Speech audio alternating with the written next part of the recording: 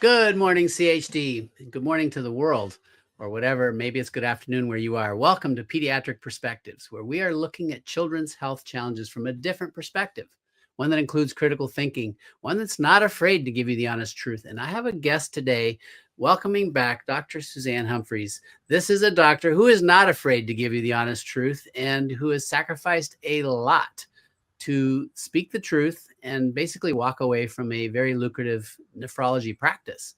So thank you for coming back with us, Dr. Humphries. Thank you for having me back. You and I have been on the Dell Big Tree Highwire show multiple times, and that's always a great platform to share our knowledge and understanding of what's going on with children's health, health in general, vaccines, and that topic. But you were recently on Joe Rogan. I think he has one of the largest platforms in the world. I watched that interview and I was just in awe of the depth of your understanding and the fact actually he was more understanding of some of these topics than I expected. But I imagine that gave you a massive exposure, and I'm just curious if you've had any backlash from that. Right. So yeah, in the past, like I know, working with Polly, I got used to thousands of people, watching videos, and I kind of got a little more relaxed than, same with the High Wire. They're always, Catherine and Patrick. They're so lovely. They're such great hosts. And, so I do that. I've never been used to millions. and that's what happened. There was, I think, probably tens of millions of people have seen that interview now. And that really upset the conventional pro-vaccine zealots. And it upset them because I got a massive audience. That's number one. And because, as they'll tell you, that I am a highly dangerous Sith Lord, as you can read from the Encyclopedia of American Loons, that wields far too much power. And because Joe Rogan, according to them, is irresponsible for having somebody like me on. And what's really interesting is that there was almost nothing that came out of my mouth that they didn't have a problem with, that they haven't refuted, that they haven't made videos or come up with pages long, like I'm talking 47 to 57 pages of critique of what came out of my mouth that day. And it took them about 10 days. That's why I call them the flying monkeys. That's my new pet name for them, from the Wizard of Oz, because, the witch sends them out and it takes them some time to land. Because initially it looked like everything was okay. And then after about 10 days, they landed. And then after about a month, more of them landed. And so there's a whole team of them, and they seem to all talk to each other. And so what I've been doing since then, actually, and you talk about how we don't make money doing this. Well, I actually lose money doing this because I've actually stopped working. And all I've been doing lately is making videos and researching and going through every point that they've made to see who's right. If I'm wrong, I'm okay to be wrong. I don't think it's a crime to be wrong. Let me just say this publicly. It's not a crime to be wrong, and it's not a crime to make a mistake. We all do it. So I've been going through every little aspect and making my own videos, which is why I have this nice camera that looks so much better than it used to, and putting things together and doing research. And on my Odyssey channel, it's called the Flying Monkey series. And I've been putting it up on my X channel, and I'm just about to release another one. They literally criticized me for talking about the benefits of breastfeeding, of breast milk. They criticized me because, when you're on the Joe Rogan show, you think you're going on there to talk about your book, but Joe Rogan's brain goes all over the place, and so does mine. So you put those two brains together in a room for 2.5 hours, and pretty much anything can happen. And so at one point, I don't know, we ended up talking about nicotine and cigarettes. And I happen to know that there are people who have been addicted to conventional tobacco. And I have suggested to them to switch over to organic, non-additive tobacco. And not only do they smoke less, but they don't stink. Like, I was at a conference this weekend with a guy that kept going outside to smoke, and he came in, and I was just like, gagging standing next to him. But I have friends that smoke organic natural tobacco outside. I hug them, that I never smell anything. And so they took issue with me saying that, and they twisted it into some thing that I was saying that people should smoke, and that they should smoke, and that they should not smoke conventional. And even Joe Rogan's guy, Jamie, I feel in retrospect, probably a bit of a pro-vaxxer. He just kept bringing up stuff to try to refute what I was saying too. And on there, even Joe and I looked at it and we're like, nah, that's made by the tobacco industry, because it was talking about how bad nicotine is. And we know that nicotine is now therapeutic to people who've had their nicotinic receptors occupied by spike protein. So Yes.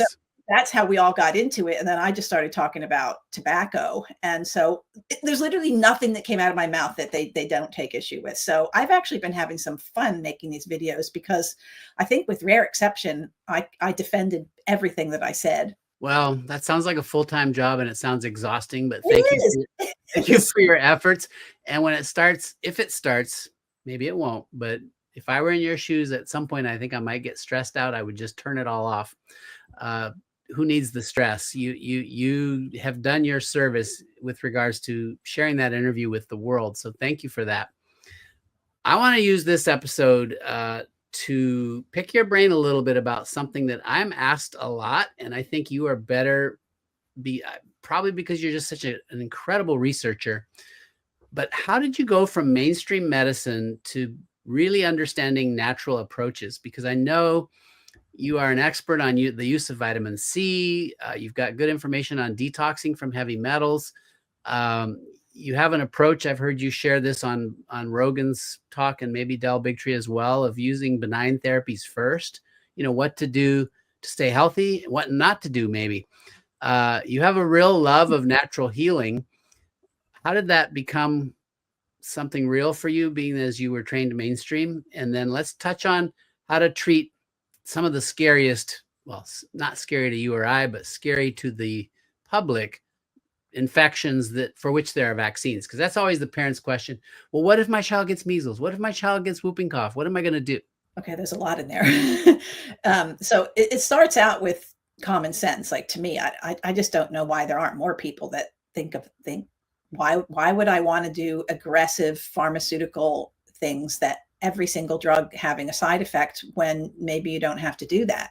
So as a nephrologist, maybe it's because of that. You just made me realize maybe it's because as a nephrologist, when we're consulted on an issue, the first place that we look is on the medication and supplement list. Even if it's vitamins, we look there first because we're going to most of the time find the insult to the kidney that happened right there in that list. So I pretty much got used to seeing how drugs can cause problems. As somebody who doesn't take any prescription medications and doesn't want to take any prescription medications, why would I want anything different for my patients? And as somebody who's, Christian and believes in the divine creator, I also see that there's a blueprint for health that's been instilled in us. And thankfully, there's a plan A, a plan B, and a plan C. So if you really mess up plan A, you've got something to fall back on. And the resilience of the human body is amazing. So why do we think we have to go running to doctors for every single thing? Well, the answer to the end of your question is there are millions of non-vaccinating parents out there who can help you navigate what seemingly treacherous waters of the infectious diseases. And I suggest that people use each other, community wisdom, just like it was back, hundreds of years ago, conventional wisdom. And the trolls are going to have fun with that one, I can tell you right off the bat. And we wrote about this in Dissolving Illusions. Another thing that that they brought up was my discussion of cinnamon. Oh, they were really upset that I said cinnamon was a powerful herb that has, healing properties. And, it's just a fact that cinnamon, it has a certain enzyme in it that is really helpful for the immune system. It has a little bit of vitamins in it. And if you've got scurvy, a little bit of vitamin C goes a really long way.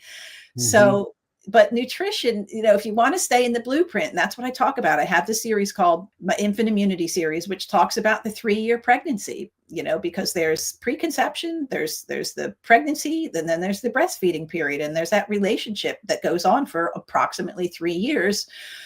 That is the foundation of health for the rest of a person's life. And I back that up with study after study after study. So to me, like I did something doctors don't do like you do, Paul, is that we look at the medical literature and we see that most, if not all, the medical literature says that it's not a good idea to lower the fever in somebody with an infectious disease. Okay. So there's things like that just are in the medical literature. And so I use medical literature and I use, my belief that the blueprint of life is something that gives us more sustainability.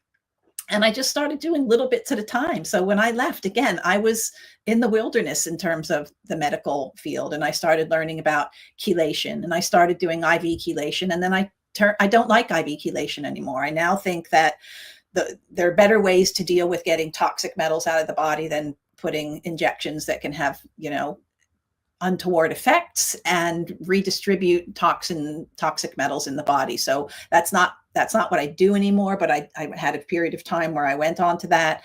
The vitamin C intravenously can be a really good tool, but again, none of this is going to make a difference if you don't have the foundations right. And this is, look, I screen people now, and if I don't think I can help them, because they're not going to stop drinking a bottle of wine per night, they're not going to stop eating massive amounts of sugars and carbohydrates, they're not going to fast, they're not going to lose weight, there's no point in me doing anything, because it's just going to make me and what I do look silly.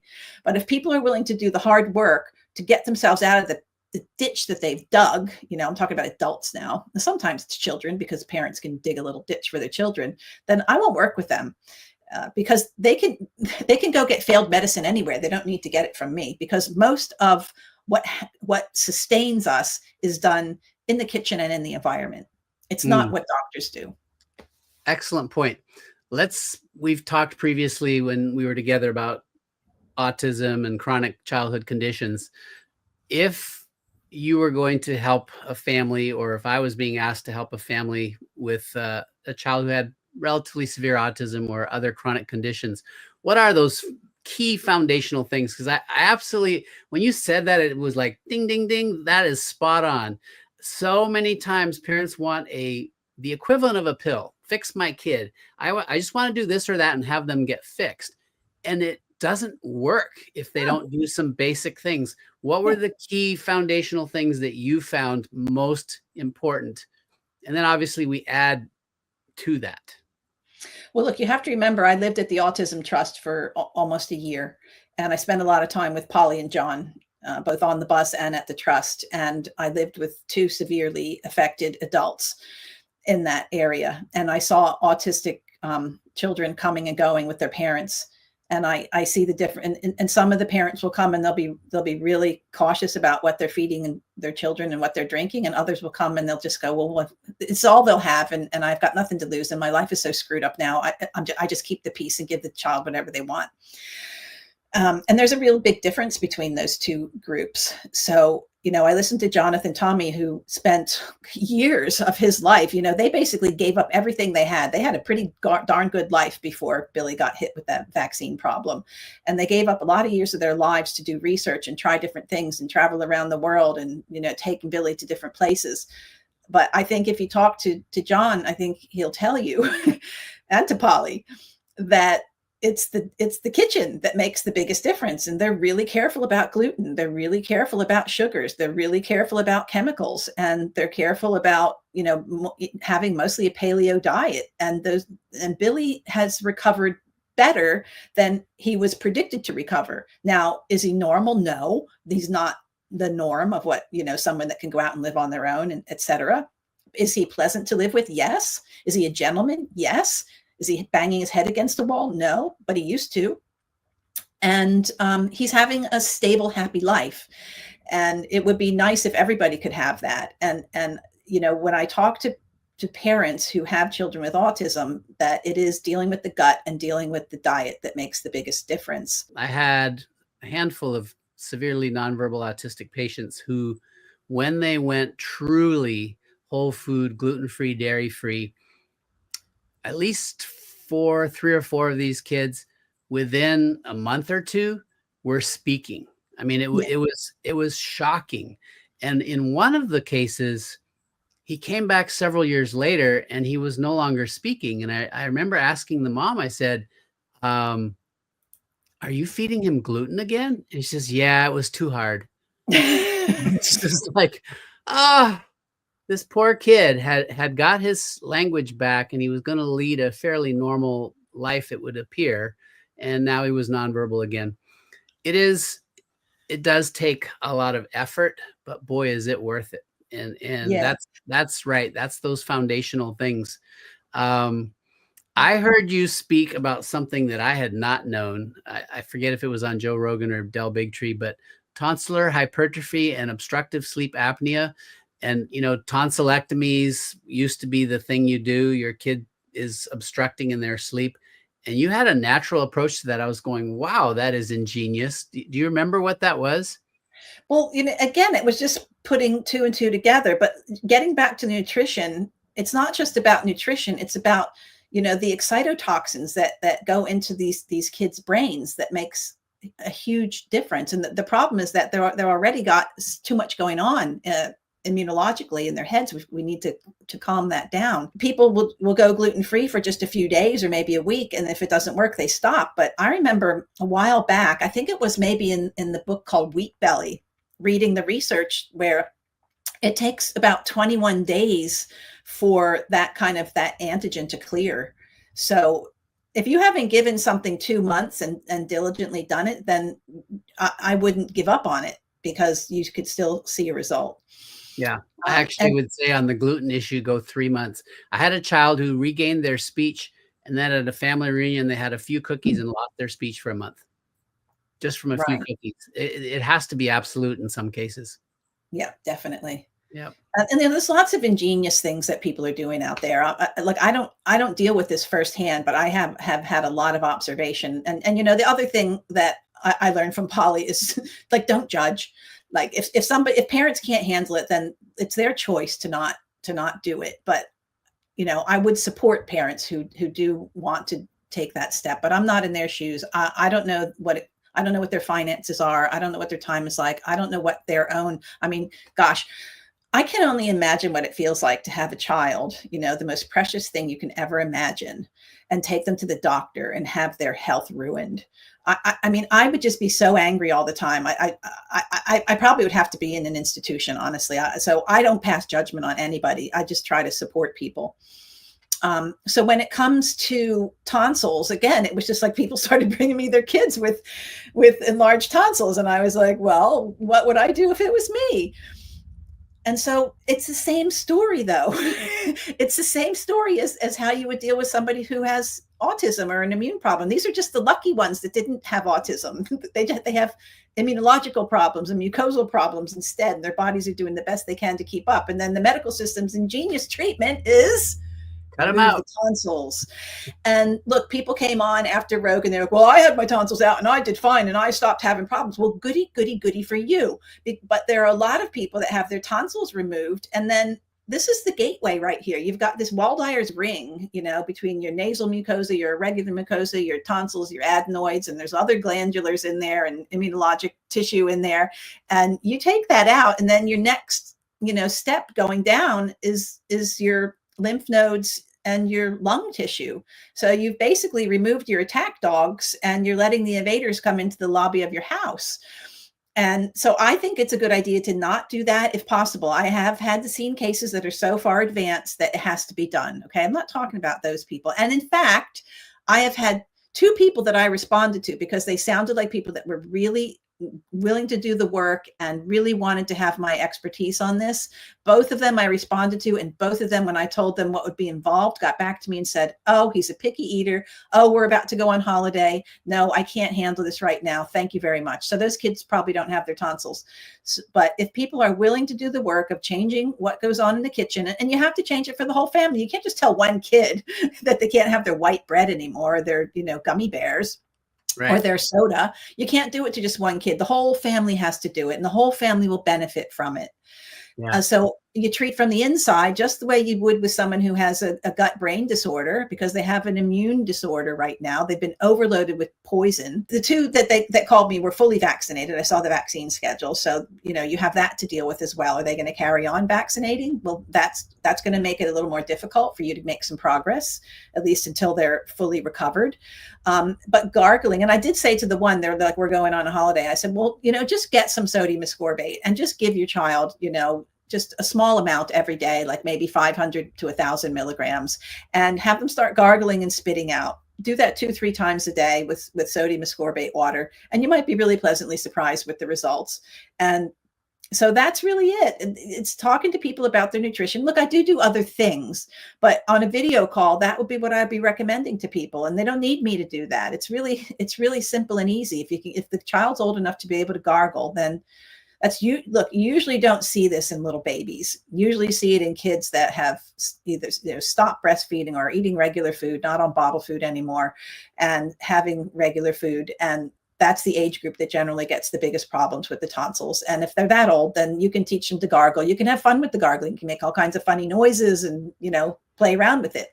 Yeah. So, yeah. No, it sounds like we had a fairly similar approach. You have to remove whatever's causing the inflammation, whatever's just overstimulating the immune system. And gluten and dairy are number 1 and 2, and there's other things. So, oh, you're so spot on with all of these things. Well, how about measles? How do we manage that? Because people are waking up to the fact that getting the measles vaccine carries real risk. But then they're worried, measles is theoretically could kill you. We're not that worried about it, you and I, because we know the real story. But if a child comes down with measles, what can parents do? Well, it's the basics. These children that wound up with the secondary infections and wound up in the hospital system, they weren't breastfed and they weren't eating anything close to a highly nutritious diet. So just know that those are two things that breastfeeding is free, and a highly nutritious diet doesn't have to be expensive, but everyone in the family has to do it. And when I see after the fact, so I was one of those negligent parents. I'm just going to play the what if here, and I did vaccinate, and I didn't take care of the diet very well because I didn't realize how important it was. So we were eating, junk food for cereal for breakfast and, the usual standard American diet. But now I'm waking up, my child has measles and I'm scared. Yeah, well, if you're waking up, then you need to get in touch with people like Isabella Yon, who's doing all this great work with nutrition, and it's about making it tasty for the kid. We know that children's palate's really different to an adult palate. It's not like you have to start forcing them to eat green beans and things that children don't like. There are plenty of ways to get kids to eat healthy food that they will enjoy, and you get them into the kitchen and start cooking as well. So, but beyond that, look, it's getting them out into the sunlight, because in my opinion, sunlight is better than taking a vitamin D supplement. But it's one of those things that I think we've barely touch the tip of the iceberg in terms of our understanding that the sun does far more than a vitamin D drop. If you can't get out into the sun, then go ahead and take some vitamin D drops, but get out into the sun without sunburning and stay hydrated. Hydration. I can't even emphasize enough hydration. And vitamin C, I don't care how you want to get it. If you want to get it in your food, you need to start taking a lot of food that has vitamin C. And if you're eating a lot of carbohydrates and sugars, then you're going to need more vitamin C. One of the things I really like is the hair mineral analysis, because a hair mineral analysis will show you, sometimes it will show you what sort of toxins you're harboring. But sometimes that won't show up on a first test because you're not actually excreting them, because your other minerals, your sodium, potassium, your magnesium, your calcium are so inverted and screwed up that your body's not functioning enough to even start secreting. So you just deal with the calcium, magnesium, sodium, potassium, and hydration. And then the second test, you'll start to see these metals coming out in the hair, which might seem bad, but it's actually not. It means your body's getting rid of it. So I think you can just start doing a program like that. And there's so much you can do when you understand. And it's nutrition. You can do it, most of it with nutrition, unless someone's really in crisis. You really don't need to take pills and supplements. Hair mineral analysis is probably one of the cheapest, most effective ways moving forward to get anybody's health back, as long as you have a practitioner that's at least taken a course on how to interpret hair tissue mineral analysis and not just winging it and just throwing supplements at you because, this is low and that's high. So I think that's a really valuable test that most people who should be able to afford, and whether you've got autism or tonsillitis or dealing with infectious diseases, that's great. But when it comes to measles, I've treated dozens of cases of measles during an outbreak in 2019. And I remember at first thinking, oh man, this is really bad. This is not like what I heard about from the 1950s, 1960s. And this one kid came into my office. He was about 11 years old. And I just looked at him and I was like at his mom and I'm like, I don't think he should be here. I think he should be in a hospital. And she goes, oh, we've already been there. They were useless. And she goes, I want the vitamin C. Give him the vitamin C, please. So I did. And within an hour, he had to be carried in, like his mom had her arms under his arms and basically helped him walk in and put him down in the chair. And he was just kind of slumped over and looked gray, and his rash was confluent. About an hour into the IV, and my standard for intravenous is 0.5 milligrams per kilogram over a couple of hours. With children, you have to dilute it a lot more than you do with adults. And that child perked up. The rash actually changed in front of my eyes. He started asking for things. He walked out of the office, and he came back for a second one. And within a week, there was no problem at all. And so, okay, so this kid was clearly vitamin C depleted from the get-go, and then measles consumed a lot more, and it depletes vitamin A. So vitamin A needs to also be dealt with. So it's a vitamin. You have a real vitamin necessity, nutrient necessity, and fluid necessity when it comes to measles. You're basically molting. I mean, that's what happens. You're losing so many cells, that your cell turnover is huge.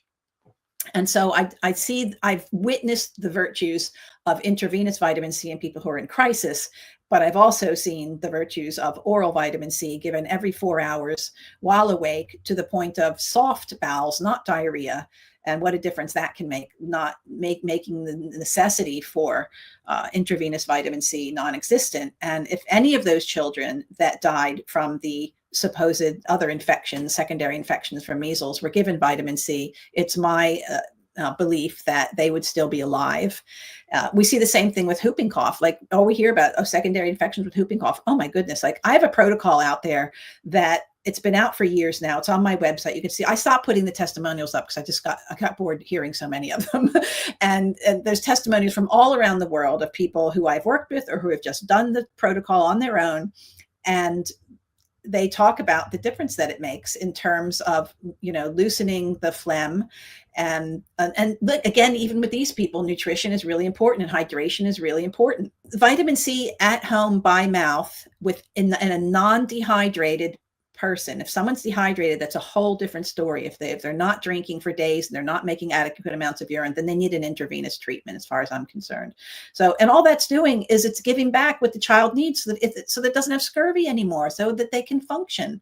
And that wasn't done for any of these kids. And they were just eating a diet that was depleting vitamin C along with everything else. That is so brilliant, and it's basically simple. I mean, it's not easy to do IVs in some kids, but beyond that technical factor, and maybe finding somebody willing to do that for you, you're giving a pretty simple, straightforward prescription that should help kids get through almost any kind of infection. Yeah, well, pediatricians can put IVs in kids. The youngest one I did was 2 years old, and his mother just had a chat with him before he came in. And, he had a great brain function. Okay, so that helped. And his mom had a chat with him, and because I looked at her, I'm like, I don't know how this will be. She goes, nope, it's going to be fine. She was from Brazil. She will be fine. And I was like, okay. And she told me that she basically said that it's going to be a little bit of a pinch, and that when they're all done, that there was going to be, I don't remember what the reward was. I think they both got to go out and get the toy of their choice or something, when they were recovered. And he just sat there. He didn't even budge. And so I treated kids from the age of 2 up to the age of 17. Wonderful. And you just use a little butterfly, the smallest butterfly needle you can find. I actually prefer a catheter that, so that if they move, it doesn't come out, because you're dealing with vitamin C. So I think, that is what I used. In adults, I will use butterflies, but in children, it's always a Teflon catheter, just into the antecubital fossa. Simple. Just like that. So yeah. I remember during residency, I even started an IV on a thumb. This poor kid had no veins left. Yes, it can be done. Dr. Humphries, thank you so much for your vast knowledge. I'm just well, actually, before my final question, where can people go to get some of this information? Probably the biggest cache of information I have is on my Odyssey channel. So that's where the videos are, and that's where you're going to learn the most. Dissolvingillusions.com has links. I believe it also does have a link to my Odyssey channel, and it's got links to all the translations of our book. We've got everything from Chinese down to Spanish, Italian, Portuguese, Polish. So we've got translations going on that, and then you can find all what Roman and I do on the side there as well. We have new folks in the administration, RFK Jr. We've got new leaders at NIH and CDC. And I know from a past discussion we had, you're not super hopeful, but let's just say if you could have your wish, what would you want them to do kind of quicker, sooner than not? What needs to happen so we can get this health of our nation and health of our kids turned around? You're asking me a very dangerous question because I'm going to be consumed from within and from without if I answer it. But for starters, I think they need to start hiring people that A, are American, and B, have medical licenses and have experience in the real world. Let's just start there. I think that background checks should be done on people to find out what their conflicts of interest are, and anyone with a conflict of interest should not be hired for any position within the health ministry of the United States, or any government for that matter. So let's just start there. Look, again, my hope is not in the government. It's not in Trump. It's not in Kennedy. It's in the parents of the world waking up and stopping the compliance if they don't want to comply. Go ahead and comply if you want to comply. And that stands for COVID, and it stands for measles vaccines and everything else. There are far more of us than there are of them. And that's why I'm a grassroots person. That's why I left my conventional job, because I didn't want to battle with the trolls at the top. I wanted to talk to the parents who were the ones that were going to be affected. I wanted to talk to the adults who had the problems, that potentially could be made worse by vaccination and drugs. And that's where my hope is, because I think that there is enough of us to make a huge difference. So I'm not looking at authority figures or government figures to make a difference. I have zero hope in that. Absolute zero. Prove me wrong. I'm sure that there are lots of people that could go on rants about my opinion, and they have a right to do that. But I also have a right to my opinion and my observations. And I just don't have hope in the government. I have hope in the people that are watching this. I do too. Thank you, Dr. Suzanne Humphries. If you are watching this, you do have the power, because you have the right. You always have the right to say no to medical procedures that are being mandated. You, of course, have the right to choose what you put into your body: food, clean water, and whatever. Get that sunshine, get that exercise, get some good sleep and restorative sleep, and have a community of loving people, and include Dr. Suzanne Humphries and myself in your community. We will band together and we will move forward and create a healthy world. Thank you, Suzanne. You have the last word. If you want to say anything, the floor is yours. I always feel like I have too many words already. I think that was sufficient, Dr. Thomas, and thank you very much for everything that you do, and God bless you.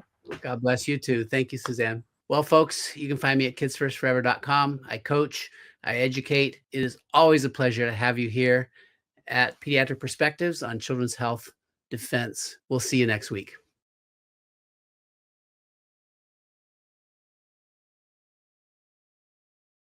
We are live. Okay, tell everyone your name. My name is Lisa Kathleen Lasker. And let's have a look at this picture of your daughter. And this is my daughter, Nicole Kathleen Lasker. Look at that beautiful face, everyone. We're going to get that picture of her and we're going to put it on the bus. How old is she? There. She's 28 in this photo. In that photograph. All right, let's go back and talk us through what happened to your daughter. Okay, I'm going to start by saying that I was born into a medical family. My father was a pathologist, and we were 100% pro-vaccine. And I got all my kids all the shots and everything, and come to the Gardasil vaccine, and my daughter got the first shot. I was adamant that she was going to get these shots because I had a dysplastic cervix, and I had to have part of mine removed per my father's recommendation as a pathologist, which I found out later doesn't really have to be done. You just eat dark leafy greens and it'll kill it. So we got her the first shot, the first round. How old was she when she got the first shot? She was 15 and she'd never had sex. It was when those campaigns came out. Be one less, right? Well, little did we know she'd be one less here walking on the earth, right? So we got the first round and seemed to be okay, and they did them every 3 months. We got the second round and she started getting really sick. And I have to mention that her behavior started changing with these shots. In what way? She got more and more rebellious. You know, as you go through more pain and suffering, it triggers something in the brain, a post-traumatic stress disorder. She was seeking remedy for her pain. And where was her pain? everywhere. She had the POTS syndrome. She'd get up and she'd go right back down. She couldn't stand up for very long. She had chronic fatigue. She had headaches. She had muscle ache. She had, mostly it was in her abdomen. We spent, after the second shot, we frequented the ER enough that I held off on the third shot. I'm like, no, she's sick. I'm not doing the third shot. And they said, okay, we'll hold off. And then, like 9 months later, we went back and did the third round. Big mistake. Because that's when she went down. She could no longer attend school. She couldn't get herself up out of bed. She couldn't walk. She couldn't do anything. And she, chronic gut problems in her gut. And that's what these vaccines do. The amounts of aluminum in them. I went back and earned a master's degree around this. And I learned how to do the study, read the studies. I learned how to, I went into the CDC website. I went into the WHO website. I searched it all very deeply, and I did earn a master's behind it. And what I learned when I went in there, my jaw dropped so many times that it's not even funny. It's really not funny. The things that they do to mask it, I mean, read all these professional books that are coming out, and you guys have many of them here today, which is fabulous. Brian Hooker does a really good job to explain. They take these studies and they eliminate the subjects that are harmed, and that alters the results in the end. And that's just not fair. That's not evidence-based science at all. So after the third shot, she became pretty much bedbound and couldn't go to school, and she lost all her friends. She lost an extraordinary amount of weight. She went from 130 to about 90 pounds within a month's time. I mean, this is no joke. She was very, very harmed. And did you at this point know it was the vaccine? Or? You know what? I wasn't sure. I kind of got it, but I wasn't 100% sure. And I went through 2 more years of exploration in the medical field to find out what had happened.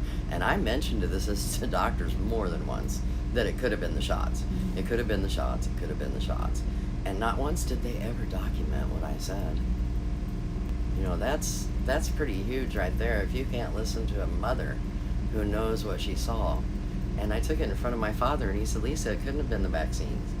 Now talk about indoctrinated. So it took me about 2 years to figure out that the medical field was not going to help us. And I went all holistic. And we started eating everything organic. We started doing everything to detox. And there's plenty of detox methods out there. The one thing that really stood out to me when I was on my knees praying, please help my daughter, of all things come on the TV, was an evangelistic. I think it was Tammy Faye, and you know how dramatic she was. But she said dimethylglycine. She said dimethylglycine and silica. Silica, you can get that in the Fiji water. So I got all over this and started promoting this and went out and got the dimethylglycine and put it under her tongue, and I'll be damned, it started to bring her back. And after that, we spent a lot of years. She really liked the high fructose corn syrup, unfortunately, and that stuff will kill you. It will kill you. Our bodies cannot produce the porphyrins to take it out of our body. It just doesn't work. Stay away from high fructose corn syrup. So yeah, we got 13 years with her after this, and she was actually healthier than I'd ever seen her before she passed away. But there really wasn't one day that I didn't go into her room thinking, is this going to be the day? But why? So try and help us imagine what that looked like to you. Was she in bed, very weak? She lost weight? You know what? She could not get up out of bed, and rarely did she. She actually had 2 kids, okay? I have 2 miracle kids. The only time I saw her in a normal physiological state was when she was pregnant. And by the grace of God, because he does that kind of stuff. That's his MO. She did give me 2 beautiful kids. One's 10 and one of them is 6. Both of them are completely unvaxxed, and they run circles around everything my kids ever did. I mean, they just run circles around everything. They're so bright, smart, vigilant. and almost psychic. I mean, seriously, I'm the little boy. He just comes with. So some she had stuff. 2 children. Yes. But she's getting sicker and sicker. No, I- she wasn't getting sicker and sicker. She really wasn't. But after I talked to you, and you said you can do this too. I remember your words very clearly. You can do this too. I took off on another tangent, though. I'm not getting the people's truth, but I'm getting the people's truth, and it follows up my master's degree, because I started looking through all the codes and the statutes and the sessions laws and how these things could be slid in on us and made solid, like you have to do this or you can't attend school. Another thing, during the pandemic here, my granddaughter, 10 years old, 9 years old, 8 years old, last 2 years, unvaccinated. They have these laws that you can't go to school during a pandemic. Any kids that are unvaccinated will have to stay home. Well, they put most of the population on virtual school at home anyway. And my granddaughter didn't take to it. She didn't like it at all. She wanted to go to school. So she went to school. Unvaxxed. They tell you you can't do this. The unvaxxed will have to stay home. It's a lie. You can't go to school unless you're vaccinated. It's a lie. It's a complete lie. And matter of fact, most of the health departments have you can go and opt out just by philosophically. Now this isn't in every state, but in Missouri, I live in Missouri, not Kansas. We can do all three. We have the philosophical, we have the medical, and the other. If you just don't want to do it, but you do have to go down and go through their program and listen to their program, which I did with the grandkids and my daughter. We went down and we listened to their spiel, and I educated the girl that was giving it. And I said, after I have to tell you what I have to tell you, you may not want this job anymore. So going back to your daughter, Mhm. so she has the Gardasil, all 3. She's not well, in pain. And then you go holistic. She has 2 children. So Well, then what happened? I'll tell you what, her body couldn't take it anymore. There were so many drugs in her body. And I told you she was seeking remedies, so this isn't... Gardasil changed her life and made her seek remedies she would not normally have sought had she not been in so much pain. Okay? And she did go with street drugs.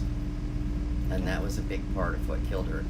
But also, when I was going out on teaching people what is really in our founding documents and how we are supposed to live, which you don't probably want to go into here because it'll get really political, and I'm not trying to get political. Although we the people own everything, and until we learn to stand up and say you're not going to do this stuff like you said up on stage earlier, we're not going to let it happen anymore. No. It's just not going to happen anymore. We are not going to comply with your unfounded and heinous lies, because they are all of the vaccine studies. They do a placebo on a placebo is used as a control. A vaccine is used for control, and that's just total wrong. So, she had in her system, when they did the autopsy, she had the drugs that they used the first 2 years to combat the vaccine injuries, gabapentin, and there's just a whole slew of them. So she had